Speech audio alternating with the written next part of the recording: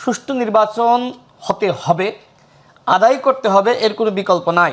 আর জনাব তারেক রহমানের নিরাপত্তা নিয়ে যেটি বলছিলেন, আমি বিশ্বাস করি এবং বিএনপির সাথে আমাদের যতটুকু আলাপ হয়েছে, জনাব তারেক রহমান দেশে আসবে এবং তাকে দেশে আসতেই হবে।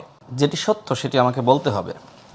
একটি দেশ যদি আপনি গণতান্ত্রিকভাবে চালাতে চান তাহলে একটি দল লাগবে, বা আরও দল থাকতে পারে, কিন্তু ক্ষমতায় গিয়ে একটি দল একটি দেশ চালাবে, তাই না? তো বাংলাদেশকে তো চালাইতে হবে।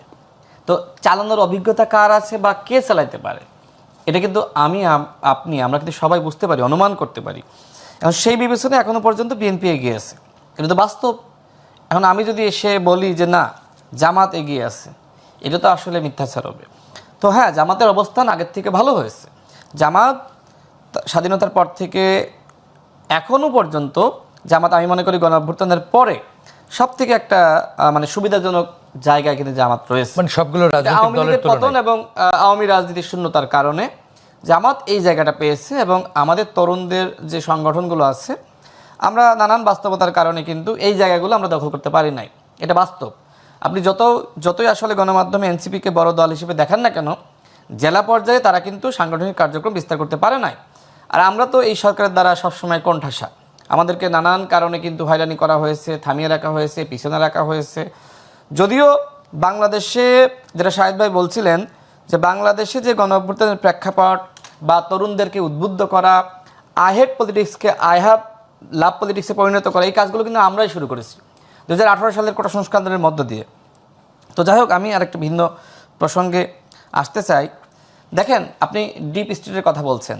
এখন ডিপ স্টেট কি বোঝে না যে বাংলাদেশকে যদি আমরা গণতান্ত্রিক উপায়ে চালাতে চাই, তাহলে দল হিসেবে আসলে কাদেরকে সামনে রাখা দরকার, তাই না? তো সেক্ষেত্রে আমি মনে করি না যে আসলে এই মুহূর্তে বাংলাদেশের জনগণ এতটা সচেতন, বা এই বিপ্লবের পরে মানুষের রক্ত এতটা গরম যে কোনো একটি দলকে চাইলেই ক্ষমতায় আনা যাবে। অর্থাৎ আগামী, শেষ করি একটু, আগামী নির্বাচনটা অবশ্যই সুষ্ঠু নির্বাচন হতে হবে, আদায় করতে হবে, এর কোনো বিকল্প নাই। আর জনাব তারেক রহমানের নিরাপত্তা নিয়ে যেটি বলছিলেন, আমি বিশ্বাস করি এবং বিএনপির সাথে আমাদের যতটুকু আলাপ হয়েছে, জনাব তারেক রহমান দেশে আসবে এবং তাকে দেশে আসতেই হবে।